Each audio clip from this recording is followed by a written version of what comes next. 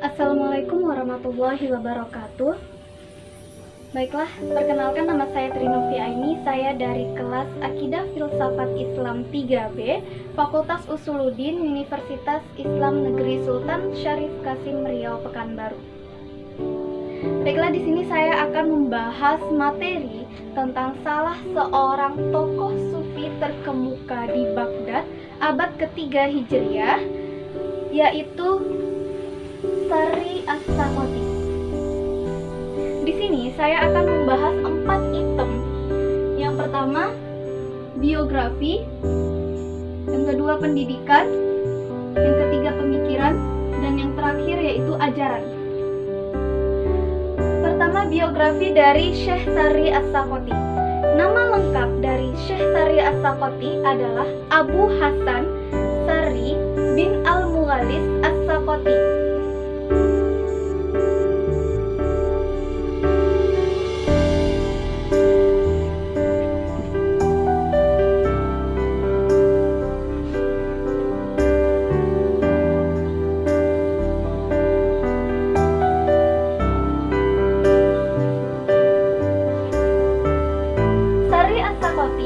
Lahir pada tahun 160 Hijriah dan wafat pada bulan Ramadan tahun 253 Hijriah, dimakamkan di pemakaman Suniziyah.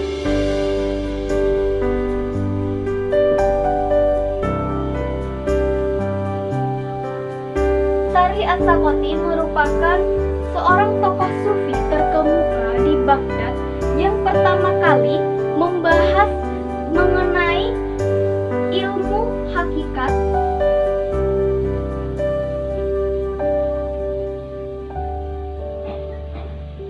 maqamat, ahwal dalam tasawuf, dan ilmu tauhid.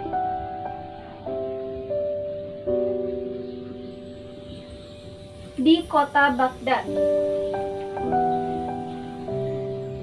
Sarri As-Sakhoti juga merupakan salah seorang murid dari Syekh Ma'ruf Al-Karki dan juga paman sekaligus guru dari Imam Junaid Al-Baghdadi. Sarri As-Sakhoti merupakan sufi yang pertama kali membahas tentang ilmu tauhid dan ilmu hakikat di kota Baghdad. Oleh sebab itu tak heran jika banyak sekali sanad tarekat yang tersambung padanya. Seperti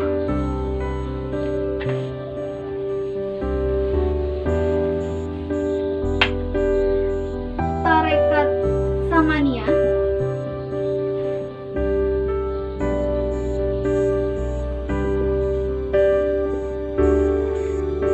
tarekat Samaniyah tersebut terdapat nama Sarri As-Sakhoti di dalam silsilahnya.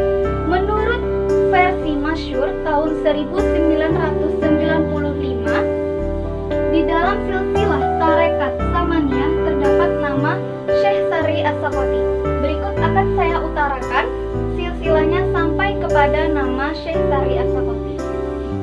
Dari Allah Azza wa Jalla turun kepada Nabi Muhammad Sallallahu Alaihi Wasallam, turun kepada Amirul Mukminin Ali bin Abi Thalib,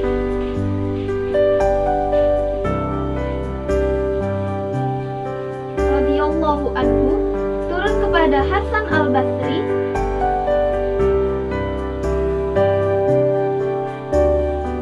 turun kepada Habib Al-Ajami,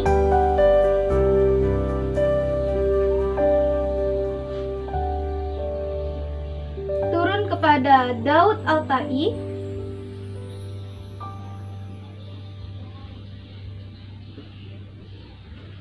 lalu turun kepada Syekh Ma'ruf Al-Karki,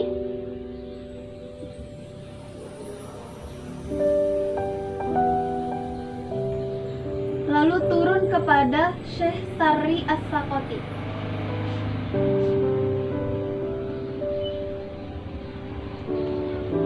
dari Syekh Sari As-Sakoti turun kepada Imam Junaid Al-Baghdadi dan seterusnya. Tarekat lain yang nama Syekh Sari As-Sakoti terdapat dalam silsilahnya yaitu tarekat Syaziliyah.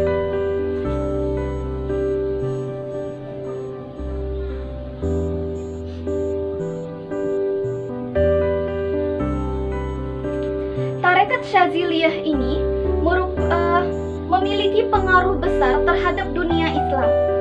Tarekat Syaziliyah sekarang terdapat di Afrika Utara, Kenya, Mesir, Tanzania Tengah, Sri Lanka, Indonesia, dan juga terdapat di berbagai daerah termasuk juga Amerika Utara dan Amerika Barat. Nah, silsilah tarekat Syaziliyah ini sama dengan tarekat Samaniyah sampai kepada nama Sari As-Sakoti. Hanya saja ke bawah dari Sari As-Sakoti dan seterusnya itu berbeda. Baiklah.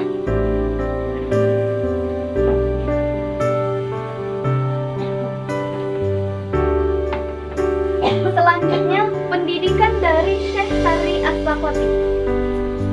Syekh Sari As-Sakoti merupakan pendiri mazhab Sufi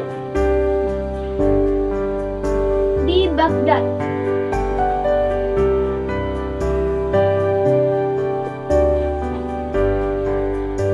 Beliau pernah mempelajari ilmu tauhid di Madrasah Baghdad.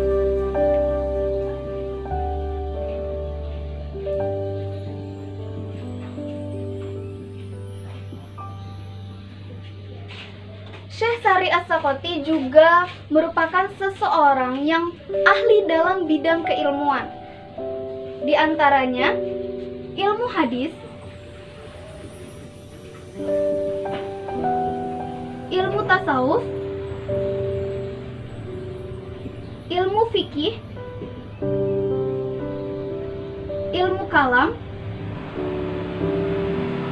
ilmu sejarah, dan ilmu filsafat. Di dalam bidang ilmu hadis, Syekh Sari As-Sakoti berguru dengan Fudlail bin Iyad, Ali bin Ghurab, Ibnu Ayyasi, Marwan bin Muawiyah, Yazid bin Harun radhiyallahu anhu, dan para solihin lainnya. Sedangkan di ilmu tasawuf, Syekh Sari As-Sakoti berguru dengan Syekh Ma'ruf Al-Karki,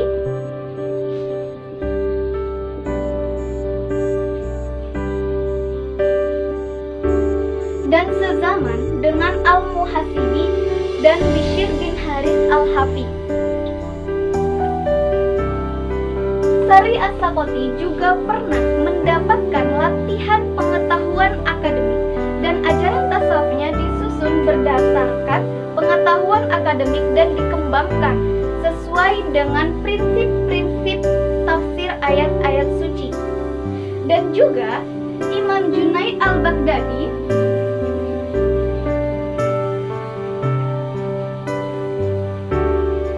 pernah mengambil konsep dan istilah yang dikumpulkan di dalam kitab-kitabnya seperti Uluhiyah dari Ma'ruf Al-Karki melalui perantara Syekh Sari As-Sakoti. Nah, beliau juga sering berceramah di Madrasah Baghdad dan juga memiliki berbagai murid dari berbagai daerah seperti Irak,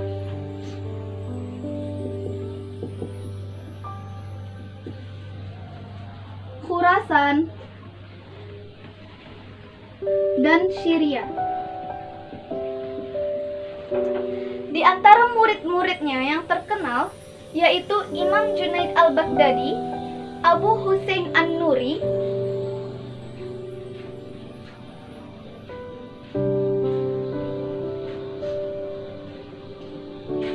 dan seorang juru tulis Istana Baghdad yaitu Ahmad Yazid.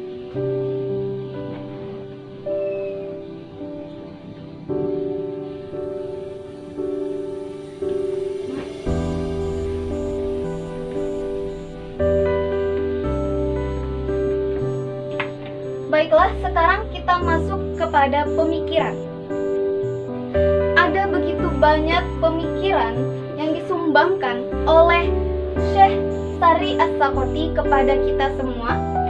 Di sini saya akan membahas 3 pemikiran dari Syekh Sari As-Sakoti. Yang pertama, mengenai sanad hadis.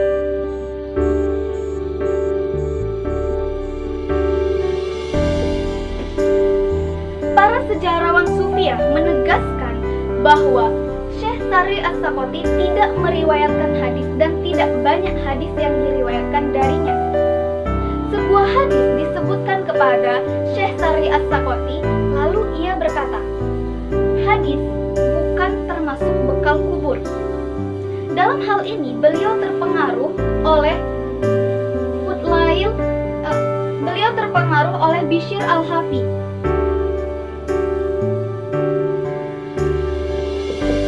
Dan berguru dengan Fudlail bin Ghazwan dan Muawiyah dan Marwan bin Muawiyah serta para solihin lainnya. Mengenai sikap ini, Syekh Sari As-Sakoti menjelaskan bahwa jika seseorang beribadah lalu menulis hadis, maka ia kendor. Jika seseorang menulis hadis dulu lalu beribadah, maka ia sukses.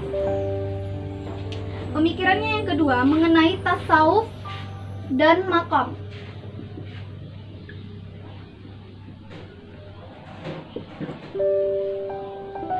Syekh Sari As-Sakoti membuat sebuah definisi tentang tasawuf yang menjelaskan pandangan hakiki dan keluhuran bagi tasawuf Islam di Madrasah Baghdad. Definisi tersebut seolah-olah mencakup seluruh sikap dan gaya kehidupan sehari-hari dari Syekh Sari As-Sakoti. Beliau mengatakan bahwa tasawuf terdiri dari 3 hal. Yang pertama, orang yang makrifatnya tidak memadamkan cahaya wirainya.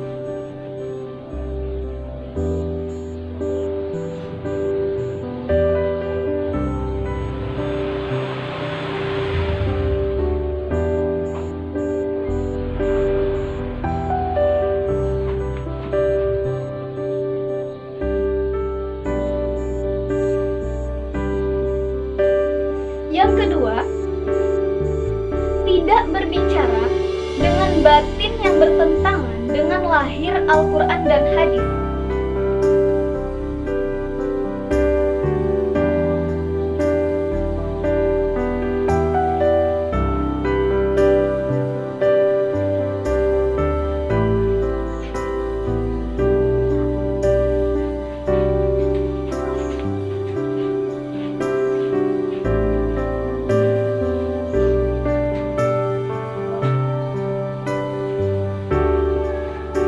Yang ketiga, keramat tidak mendorongnya untuk merusak haram-haram Allah.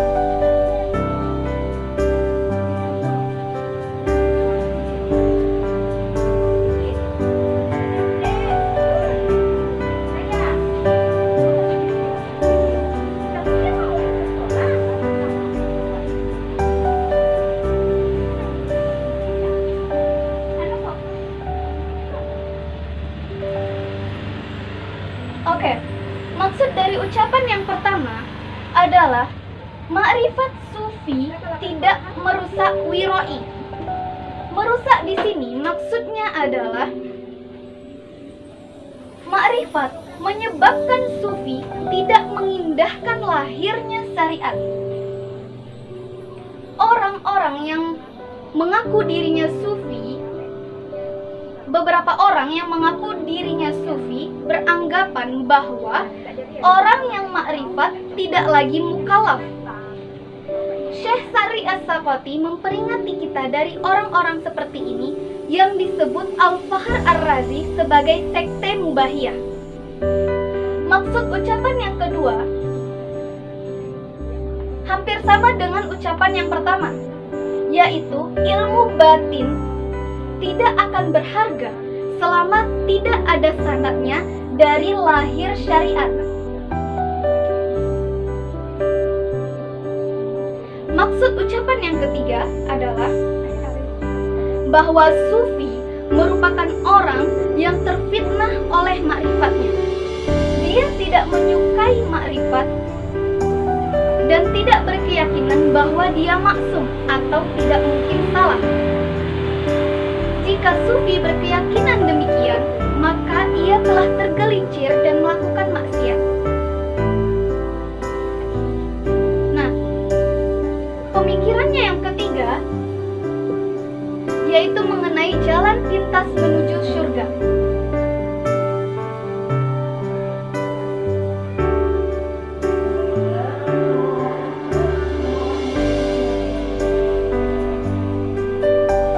Dari Ja'far bin Muhammad bin Nasir berkata, aku mendengar Imam Junaid al-Baghdadi berkata, aku mendengar Sari As-Sakoti berkata, aku mengetahui jalan pintas menuju surga. Lalu aku pun bertanya, bagaimana caranya? Beliau menjawab, jangan engkau meminta dan mengemis apapun dari orang lain. Yang kedua, jangan engkau mengambil apapun dari orang lain, serta janganlah engkau memiliki sesuatu yang bisa kau berikan kepada orang lain. Itulah 3 pemikiran dari Syekh Sari As-Sakoti yang dapat saya jelaskan.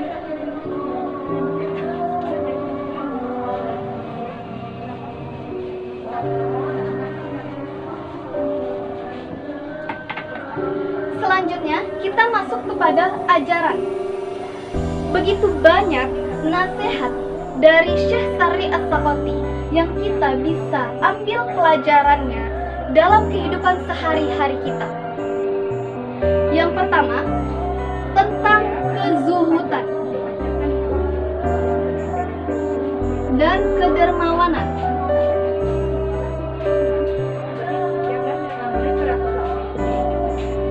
Syekh Sari As-Sakoti ini terkenal sebagai seseorang yang zuhud, qanaah, wara', dermawan, dan juga taat dalam beribadah.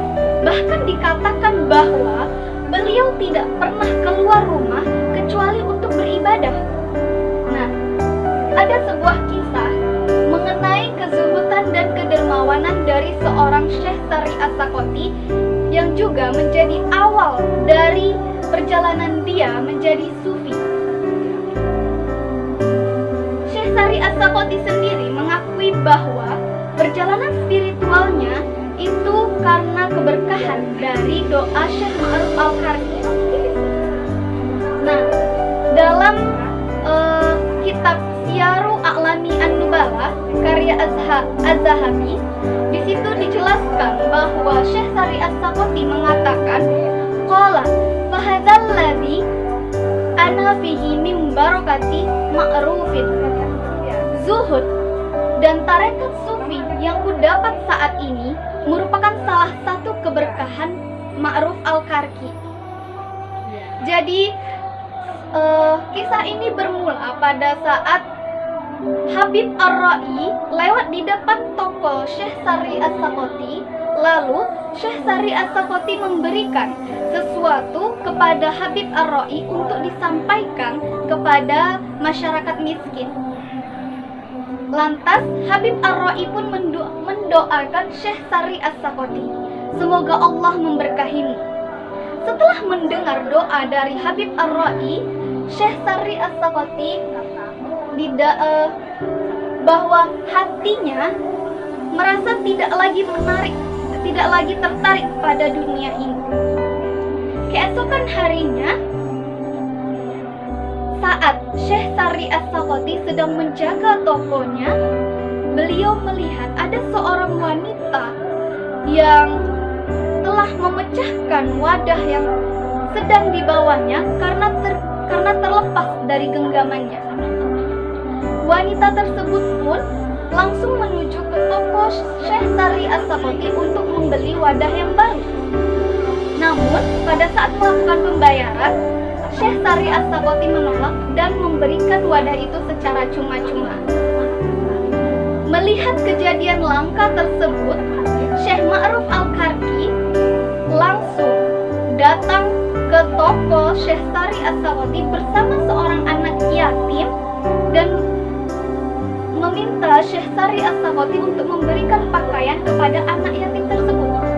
Lantas Syekh Sari As-Sakhoti langsung memberikan pakaian kepada anak tersebut.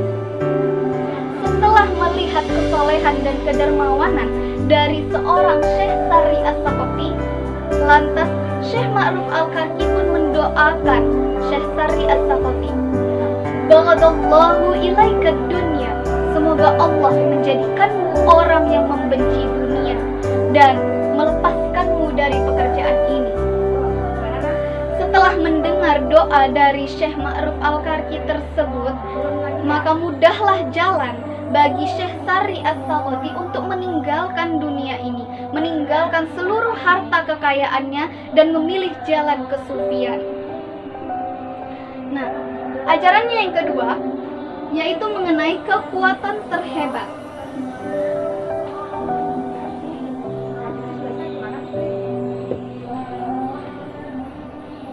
Syekh Sari As-Sakhoti pernah berkata bahwa kekuatan terhebat adalah di saat engkau mampu mengalahkan ego nafsumu.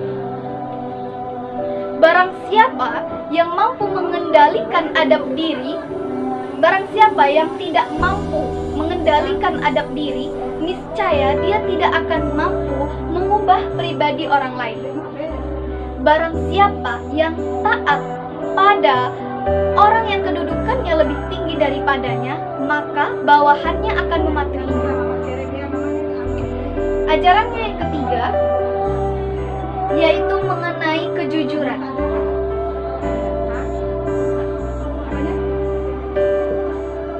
Syekh Sari As-Sakhoti pernah berkata, "Lisan penerjemah hati, wajah cerminan hati, wajah mengekspresikan isi hati."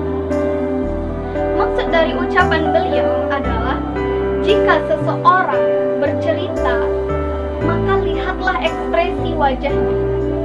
Seperti contoh, jika seseorang bercerita tentang hal takut kepada Allah, maka lihat ekspresi wajahnya. Jika ia menunjukkan ekspresi merenung atau menangis, maka ia adalah orang yang jujur. Sebab pada umumnya wajah mengekspresikan isi hati.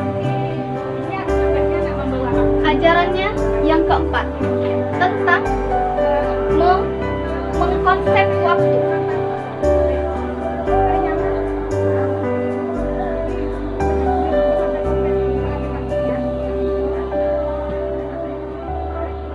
Syekh Sari As-Sakhoti pernah berkata bahwasannya jika dia ketinggalan wirid dalam sholatnya satu hari, maka ia tidak akan bisa mengganti selamanya karena tidak ada waktu kosong baginya. Nah, Syekh Sari As-Sakhoti sendiri terkenal sebagai orang yang sangat mengkonsep waktunya, bahkan tidak ada satupun waktu senggang dalam hidupnya. Ajarannya yang kelima itu mengenai tidak menganggap bahwa diri kita lebih baik dari orang lain atau rendah hati.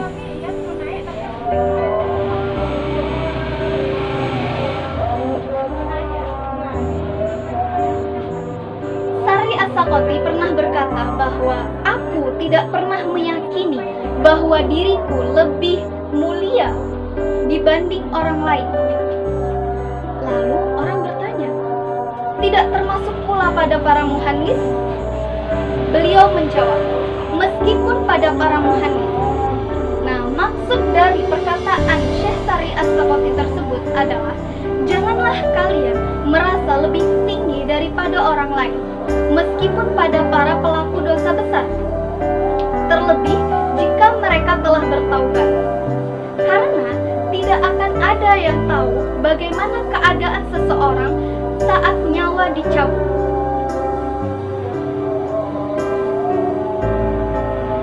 Inilah beberapa ajaran dari Syekh Sari As-Sakhoti yang sangat dapat kita temui dalam kehidupan kita sehari-hari. Baiklah, sekarang saya akan mengisahkan beberapa kisah yang menarik yang penuh hikmah tentang Syekh Sari As-Sakoti. Kisah pertama yaitu mengenai teguran dari langit. Jadi kisah ini bermula pada suatu hari di saat Syekh Sari As-Sakoti sedang menjalankan rutinitas wiridnya. Di saat Syekh Sari As-Sakoti sedang bermunajat kepada Allah Subhanahu wa Ta'ala, ia menselonjorkan kakinya dalam mihrabnya. Seketika terdengar suara teguran dari langit. "Hai Sirri, seperti inikah engkau bercengkrama dengan Tuhan, dengan Sang Penguasa?" Terkejut mendengar suara hatif yang menegur, Syekh Sari As-Sakoti lantas melipat kedua kakinya dan kembali ke posisi duduk seperti semula. Sembari berkata, "Demi keagunganmu, aku tidak akan berselonjor lagi." Nah, dari kisah tersebut kita dapat mengambil hikmah bahwasannya di saat kita sedang bermunajat kepada Allah Subhanahu wa Ta'ala, hendaknya kita memperhatikan sikap kita dan memperhatikan adab kita kepada Allah Subhanahu wa Ta'ala. Kisah yang kedua yang tak kalah menarik yaitu mengenai Syekh Sari As-Sakoti beristighfar selama 30 tahun hanya karena ucapan alhamdulillah yang pernah diucapkan pada masa lalunya. Jadi kisah ini bermula pada saat Syekh Sari As-Sakoti memiliki sebuah toko di pasar Baghdad. Suatu hari ia mendapat kabar bahwa pasar Baghdad terjadi kebakaran.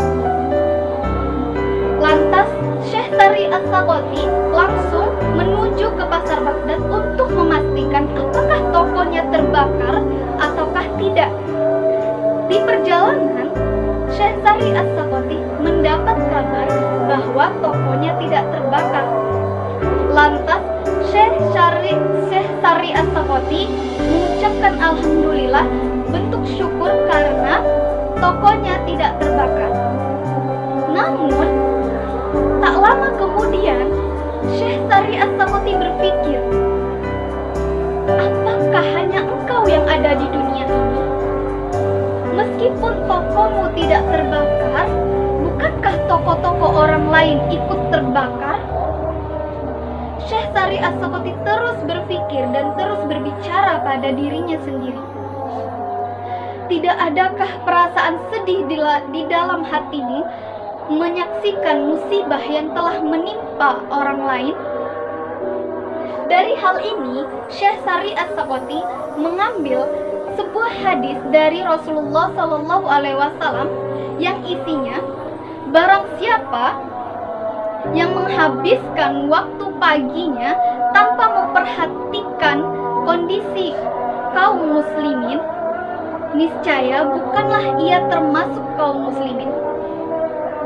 Sejak saat itu, Syekh Sari As-Sakoti langsung menyedekahkan seluruh harta bendanya kepada para masyarakat yang terkena musibah dan terutama kepada anak yatim dan juga fakir miskin. Lalu Syekh Sari As-Sakoti tidak berhenti beristighfar selama 30 tahun lamanya karena ucapan alhamdulillah yang telah diucapkannya pada waktu yang tidak tepat. Dalam hal ini kita dapat mengambil hikmah bahwasannya sifat mementingkan diri sendiri, cinta pada diri sendiri meniadakan kita dari memperhatikan orang lain, menganggap bahwa dunia hanya bagi kita sendiri, menganggap bahwa memberikan bukan sesuatu hal yang membahagiakan, sedangkan menerima merupakan suatu hal yang menyenangkan. Kisah yang ketiga mengenai Syekh Sari As-Sakoti dengan seorang anggota istana. Kisah ini begitu mengharukan dan penuh hikmah. Jadi kisah ini bermula pada saat Syekh Sari As-Sakoti sedang memberikan ceramah, lalu lewatlah seorang juru tulis istana yaitu Ahmad Yazid dengan pakaian kebesarannya bersama para sahabat dan pelayan-pelayannya. Beliau melihat Syekh Sari As-Sakoti sedang memberikan ceramah, lalu ia berkata, "Tunggulah sebentar, aku ingin mendengarkan kata-katanya." Lalu Ahmad Yazid pun duduk mendengarkan ceramah dari Syekh Sari As-Sakoti. Isi dari ceramah Syekh Sari As-Sakoti tersebut adalah, dari ke-18.000 dunia ini, tidak ada yang lebih lama daripada manusia. Dan dari seluruh makhluk hidup yang ada di dunia ini, tidak ada yang lebih mengingkari Allah daripada manusia. Jika ia baik, maka ia terlalu baik, hingga malaikat pun malu terhadapnya. Jika ia buruk, maka ia terlalu buruk, hingga setan sendiri pun malu untuk bersahabat kepadanya. Kata-kata dari Syekh Sari As-Sakoti tersebut seolah-olah seperti anak panah yang membidik jantung Ahmad Yazid. Dan Ahmad Yazid pun menangis tak sadarkan diri. Setelah sekian lama, Ahmad Yazid sadar dan kembali pulang ke rumahnya, tetapi beliau tetap meratap, merenung, dan juga menangis. Tak satu makanan pun yang dimakannya, dan tak satu kata pun yang diucapkannya pada malam hari itu. 3 hari kemudian, Ahmad Yazid kembali menemui Syekh Sari As-Sakoti dengan berjalan kaki. Ia mendengarkan ceramah dari Syekh Sari As-Sakoti lagi. Setelah itu ia bertanya kepada Syekh Sari As-Sakoti, "Guru, kata-katamu telah mencekam hatiku, sehingga aku tidak tertarik lagi pada dunia ini. Aku ingin meninggalkan dunia ini. Tunjukilah aku jalan para khalifah." Syekh Sari As-Sakoti pun berkata, "Jalan manakah yang engkau inginkan? Jalan sufi atau jalan hukum? Jalan yang dipilih oleh orang banyak atau jalan yang dipilih manusia pilihan?" Ahmad Yazid pun berkata, "Tunjukilah aku kedua jalan itu." Lalu Syekh Sari As-Sakoti berkata, "Inilah jalan yang dipilih oleh orang banyak. Kerjakanlah sholat 5 waktu dalam sehari di belakang seorang imam, dan tunaikanlah zakat. Jika dalam berbentuk uang, maka keluarkanlah setengah dinar dari setiap 20 dinar yang engkau miliki. Dan inilah jalan yang dipilih oleh manusia pilihan. Berpalinglah engkau dari dunia ini, dan janganlah engkau terperosok ke dalamnya. Jika ada orang yang hendak memberimu, janganlah engkau terima." Demikianlah kedua jalan tersebut. Mendengar ucapan Syekh Sari As-Sakoti, Ahmad Yazid pun kembali ke rumahnya untuk melepaskan, meninggalkan segala kekayaan yang dimilikinya dan pergi ke padang belantara. Beberapa hari kemudian, ada seorang wanita tua berambut kusut dengan bekas luka yang ada di pipinya menemui Syekh Sari As-Sakoti untuk mencari anaknya, yaitu Ahmad Yazid. Singkat cerita, Syekh Sari As-Sakoti pun berjanji kepada wanita tua tersebut untuk mengabarinya jika Ahmad Yazid menemui Sari As-Sakoti. Beberapa lama telah berlalu, Ahmad Yazid pun kembali menemui Syekh Sari As-Sakoti. Lalu Sari As-Sakoti mengabari ibunya untuk datang menemui Ahmad Yazid. Lalu ibunya bersama istri dan anak dari Ahmad Yazid menemui Syekh Sari As-Sakoti dan juga Ahmad Yazid untuk membawa pulang Ahmad Yazid bersama mereka. Namun usaha itu gagal. Ahmad Yazid tidak ingin kembali dan memilih tetap untuk tinggal di padang belantara, menghabiskan waktunya untuk bermunajat kepada Allah Subhanahu wa Ta'ala. Beberapa lama telah berlalu, kemudian Syekh Sari As-Sakoti mendapat pesan dari Ahmad Yazid. "Waktuku sudah hampir habis, tolonglah aku." Setelah mendapat pesan itu, Sari As-Sakoti langsung pergi menemui Ahmad Yazid di padang belantara. Beliau melihat Ahmad Yazid sedang terbaring di atas tanah di dalam sebuah kuburan, sambil membaca ayat-ayat suci. Syekh Sari As-Sakoti pun mengangkat kepala Ahmad Yazid dan mendekapkan ke dadanya. Lalu Ahmad Yazid pun tersadar dan melihat sang syekh telah ada di hadapannya. Lalu beliau berkata, "Guru, engkau datang di waktu yang tepat. Hidupku sudah tak lama lagi." Namun tak lama kemudian Ahmad Yazid menghembuskan nafas terakhirnya. Syekh Sari As-Sakoti pun menangis dan kembali ke kota untuk mengurus urusan Ahmad Yazid tersebut. Nah, di dalam perjalanan Syekh Sari As-Sakoti melihat orang yang sedang berbondong-bondong. Lalu beliau bertanya, "Hendak kemanakah kalian?"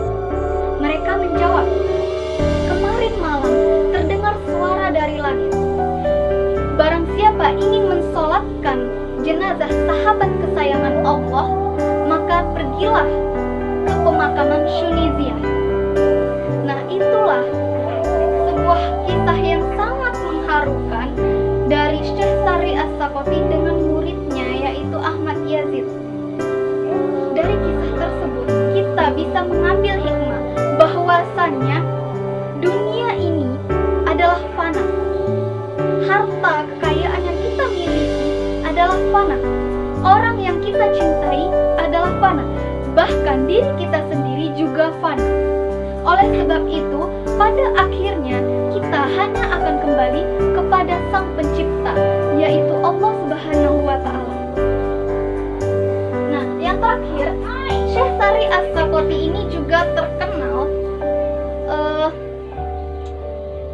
orang yang makamat kedekatan kepada Allah itu sempurna di tangan Syekh Sari As-Sakoti. Para sejarawan setuju bahwa makam kedekatan kepada Allah Subhanahu wa Ta'ala sempurna di tangan Syekh Sari As-Sakoti. Ada sebuah kisah juga yang menarik mengenai Syekh Sari As-Sakoti yang mencari seorang temannya dalam kurun waktu yang relatif lama. Jadi, kisah ini bermula pada suatu hari Syekh Sari As-Sakoti sedang berjalan di sebagian gunung, lalu melihat beberapa orang yang sakit, luka, dan juga buta. Beliau bertanya, lalu mereka menjawab, "Akan datang seseorang setahun sekali kemari yang akan berdoa untuknya, maka mereka sembuh." Kemudian Syekh Sari As-Sakoti menanti seorang tersebut, hingga seorang tersebut datang dan mendoakan mereka, lalu mereka sembuh. Kemudian Syekh Sari As-Sakoti pun mengejar orang tersebut dan bergantung padanya sembari berkata, "Aku memiliki penyakit batin. Apa obatnya?" Orang tersebut menjawab, "Sari, lepaskan aku, sebab ia pencemburu. Jangan sampai dia melihat engkau tentram di sisi selain dia, karena hal itu dapat menjatuhkan engkau dari hadiratnya." Begitulah makam kedekatan kepada Allah sempurna di tangan Sari As-Sakoti, hingga Allah sendiri pun mencemburuinya dari makhluk. Sekian penjelasan dari pembahasan yang saya ambil, yaitu mengenai Syekh Sari As-Sakoti, seorang tokoh sufi terkemuka di Baghdad abad ketiga Hijriah, yang kisah perjalanan hidupnya penuh hikmah dan penuh pelajaran yang dapat kita ambil. Semoga pembahasan kali ini dapat bermanfaat dalam kehidupan kita sehari-hari. Terima kasih atas perhatiannya. Mohon maaf atas segala kekurangan. Akhir kata, wabillahi taufiq wal hidayah. Assalamualaikum warahmatullahi wabarakatuh.